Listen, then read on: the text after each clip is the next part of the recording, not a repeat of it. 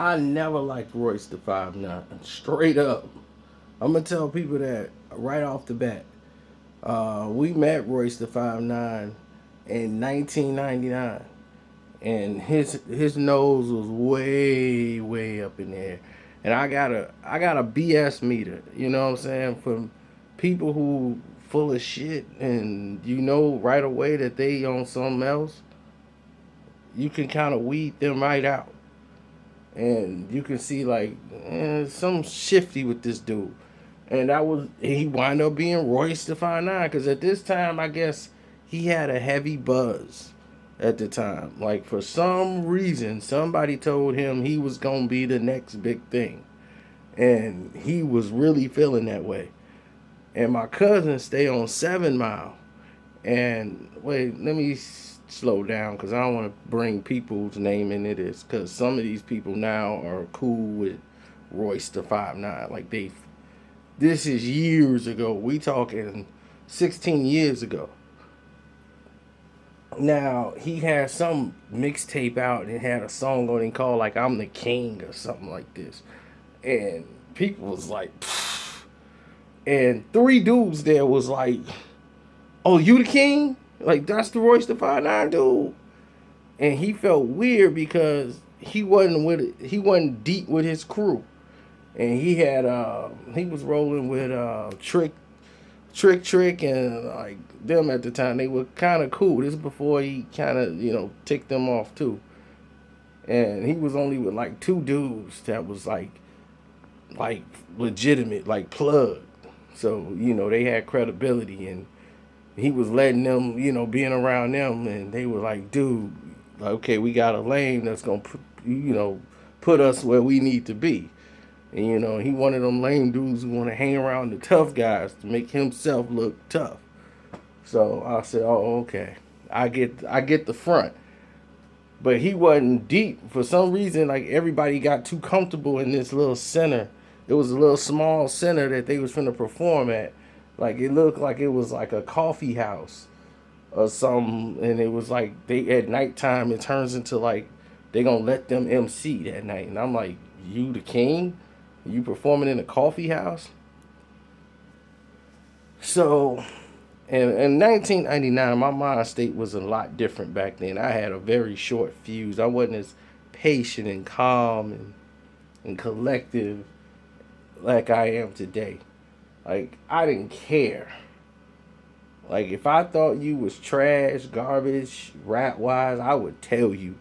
It didn't, because it wouldn't matter no ways to me whatsoever. So he was right there, and I didn't see him there, but I didn't care that he was there and he heard me. They was like, because they was like, ooh, wait a minute. So the people that was coming up talking to us, and my boy got his mixtape out, and he doing his songs, and they way colder than this dude tape. Royce, the one that's supposed to be, I'm the king. And he's working on, he got DJ Premier, and he's got Primo.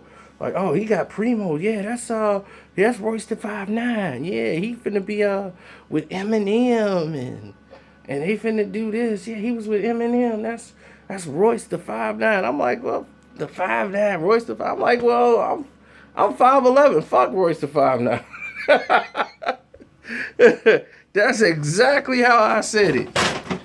And he was standing right behind me with some weird, like, he had some weird glasses on. He had a Miami Dolphins hat. And I'm like, he in Detroit rocking a Miami Dolphins hat. I was like, dude, if somebody was battling him right now, he would be so done. Everybody that came in the bus with us would have crushed him. We rode there on the bus. $35 bus. Everybody chipped in $35. And I'm like, dude, everybody on this bus is MCs. They would destroy this dude. Like, they would really hurt his ego. And they was just not caring enough to do it. I was like, please do it. Will y'all please do it for me? Just see will he take the bait. At least to battle you. They was like, nah, man, dude, alright, man. No, he's a good dude. And shortly after, all that good dude. They did a show and everything else. Dude was being a little bit of an a-hole when it came to time. When everybody had to do their little time and everything, he was a bit of an a-hole. Like he was all superstarish and cutting people's time. And his guy was there and he was like, well, you know, it's kind of my show. Everybody here for me.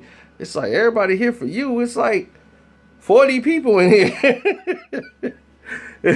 So that you the big star, you got 40 people in here.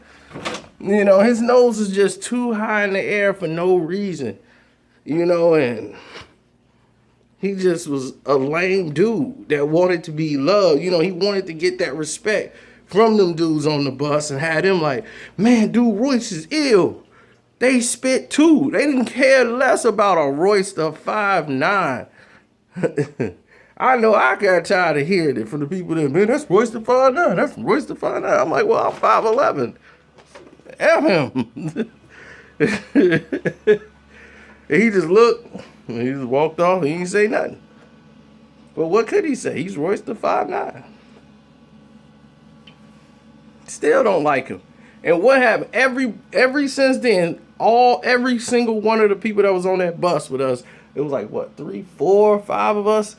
5 of us that was on that bus, all 5 of them end up having a problem with that guy eventually in years to come.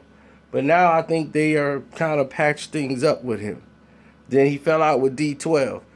His manager, Nico, who put all this together, who had him working basically in coffee shops, who introduced him to Eminem. That's his only claim to fame, is that he introduced him to Eminem, and Eminem was cool ever since then. But then he did an interview, and I think Nico got on the interview and said something about how Royce seen Eminem schooling Dre on how to rap and how to do rhymes.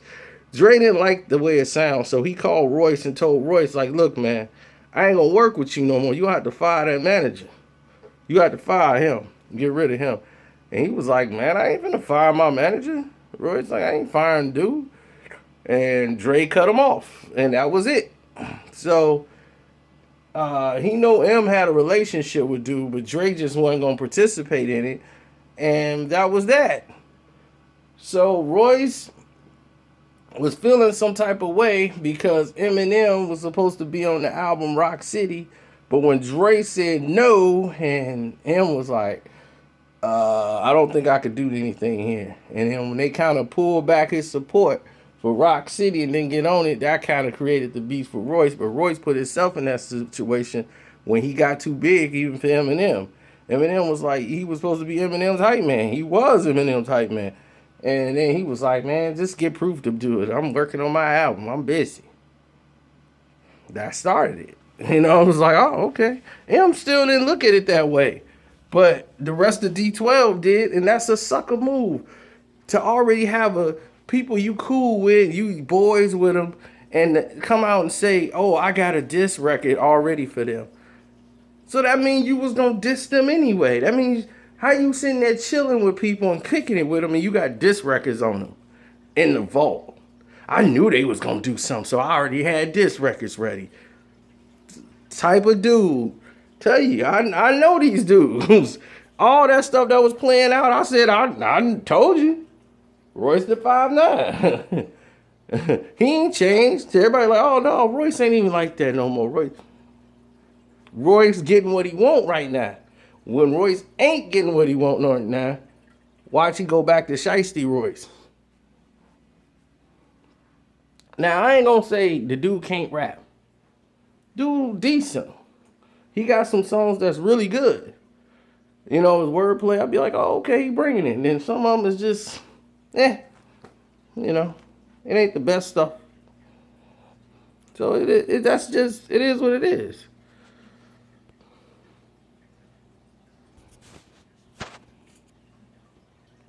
So I'm waiting on the best stuff to come out and seeing if we get the best Royce. If we get the best Royce, then, you know, who knows what we'll see.